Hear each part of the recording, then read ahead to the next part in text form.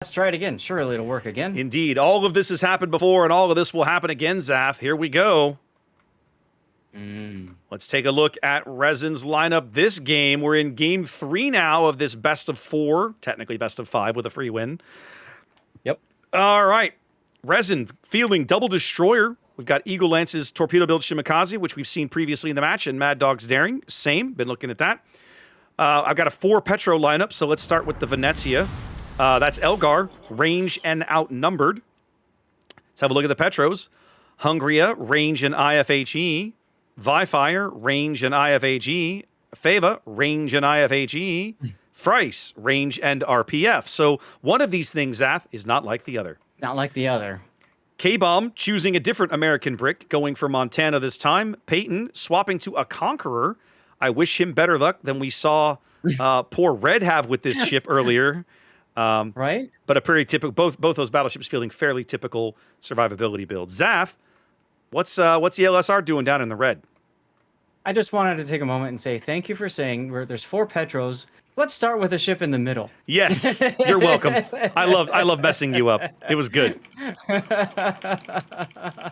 All right, moving on to the south, as you said, Wall of Stalin. Although this time Luger is back in the Shimakaze. I think maybe he wanted a little bit more flexibility. Speaking of flexibility, the Italian Navy has joined the Wall of Stalin with Quincy and Ayase in unique upgrade Venezias. I wonder if we might see a smoke train going here between the two of them. Choo-choo. And Nase in front of them with the Petropavlovsk.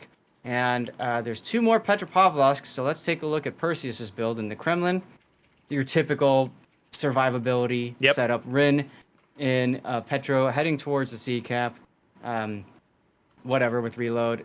Tenchi with unique upgrade. Again, for Tenchi's Petro. Triarch in the Delny. Didn't work out so well last time, if I remember. No, that was Quincy in the Delny. So Triarch maybe is saying, let me try it's done. And, beating feet to E. And then we have Captain Caesar and the Schlieffen saying, maybe this time I won't get overwhelmed and killed. In the Schlieffen. We shall find out. Reminds me of the movie Bridge of Spies. Yes. The way the Soviets treated the East Germans. Like, get over there in the corner. Interesting team deployments here, Zath, and I'm afraid we might see Mad Dog get punched out early again here. Nanase's lit on the surface, very clearly. Now Rin is as well. They know there's a destroyer. Mad Dog already bailing out. Good for him. Has to be praying they don't push the radar button quite yet. Petro does. There's Nanase. Oh, I figured Mad Dog would go get some hard cover. He doesn't. He flips back the other way. That's going to cost him some HP.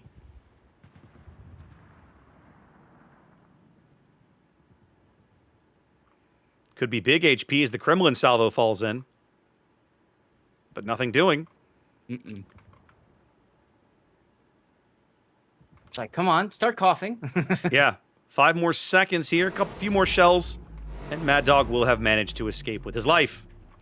But just like that, ELSR grabs E on the back of the Delny speed and B on the back of the Shimakaze speed boost. And here we are. Yeah. I gotta say, I kind of like this idea of trying to put a little bit of flexibility into the Wall of Stalin, but at the same time, when you try to do that, you might end up breaking in other places, as Quincy has to slow down, turn in, and dodge a lot of incoming shells. Well, not only when he does that, he affects Ayase's maneuvering as well. Yep. Whole lot of shells out here looking for Quincy right now. As close as Ayase is, with both of them running unique, I'd almost say pop a smoke. Just use the smoke. Yeah, like why not? But Quincy's declining for the moment. Not interested. Is finally dark again.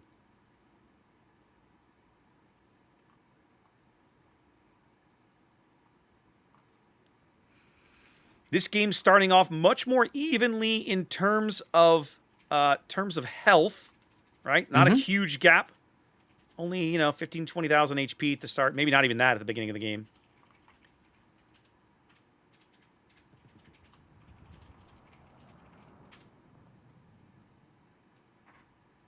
I'm very curious. Frice is set up over here on the 10 line to receive a push that is not going to come, I don't think. They might go ahead and shove Caesar up the 10 line, maybe.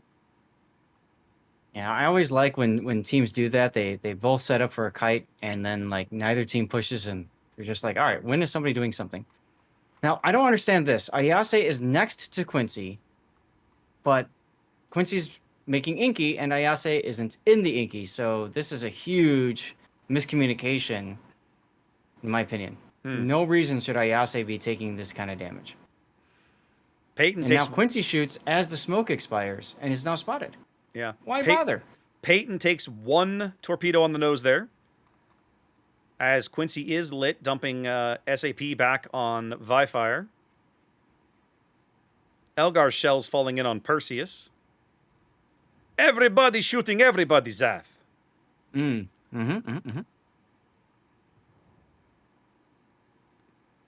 Now, I will say, if I'm hungry as Petro, the double Venezia has me a little nervous, right? Because few things hurt the Russian fancy heavy cruisers faster than SAP plunging through their deck. Yep. That's absolutely why those two were brought. Mm-hmm. Watch these sap shelves coming in as Hungria. Well, keep watching. At some point, they'll do something. Hanawe and Triarch grabbing D to put even more pressure on Resin, as now they're shoving Perseus and Rin into C. Resin very shortly going to be way upside down on points gains. Doesn't feel like they have a good plan of how to get back into this game right now, Zach. It's wild. It's always wild to see a Kremlin just on walkabout. Swanning around in the cap detected. like no big deal. Oh yeah, he's good on radar. Once they saw the smoke, they knew to pull up somebody's radar. He survived Pull the it. lever, Kronk. 2 minutes and 49 seconds. See my point? So now if you're Resin, you are in deep doo-doo. You have less than 3 minutes to figure something out. And if they're not in deep doo-doo now. And if they're not careful, Perseus is going to drive right through this gap, right up on Fava's stern, and blow him out of the game. That would be fun to watch. Well, it would be Viva taking torps. It would be entertaining for the viewers, I suppose. Yes, and that's why we're here, right? For you, the viewer. Well, that's reasonable. They brought Frice down closer to the E cap. He's going to probably settle his way in here. Mm-hmm. I don't like this Montana position, Zath. I'm not sure what they were doing putting K-Bomb this far out. I think they were expecting a push to come from the other side of the map. He's able to dunk Hanawi there, which I do like. It doesn't feel impactful, let's say. Fava's about to discover Perseus in a place where he really doesn't want to have Perseus. Kremlin up the stern. Yeah. It's a lot of HP coming your way. Time to start moving forward. And there he goes. I mean, you may as well get up here and take the ram and trade with Tenchi. Like, anything's better than getting Kremlin'd here. If I'm Tenchi, I'm not moving forward here. I'm reversing. I don't know why he's moving forward. Frice grabs E. Fava trying to run and get something useful out of his hull before Perseus ends his life. But here comes the salvo sitting here getting... that should end his life and doesn't. Nope.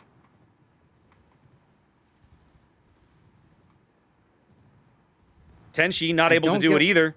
He's not going to survive to get there. He's going to burn out. He's going to die within sight of it.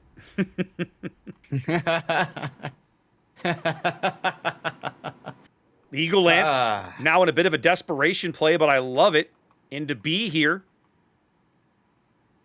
They caught a glimpse of Luger, got some more shells on him, but nothing doing. A whole bunch of torpedoes going down range for Quincy and Ayase, who are now down in the corner of the map. Yeah, he went to 110% on the reactor, didn't he? Seems like it. See, I can do this. Indeed. C's are now in a point-blank, well, more or less point-blank duel with K-Bomb's Montana. Rin and Vifire are probably going to ram it out. Yeah, they're going to touch tips here, I think. Yep. Take the trade.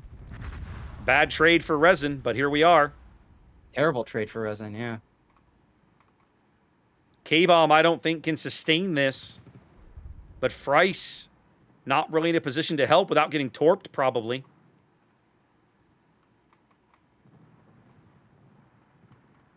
K-Bomb stationary, finally reversing while these torps come in.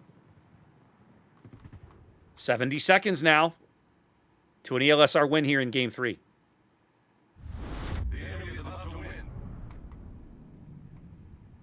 Yeah, I don't see a way for RESIN back into this game.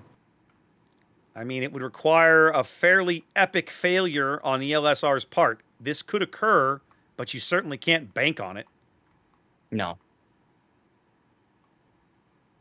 Eagle, Lance, and Luger now spotting each other. Once again, big SAP salvos coming in on Eagle.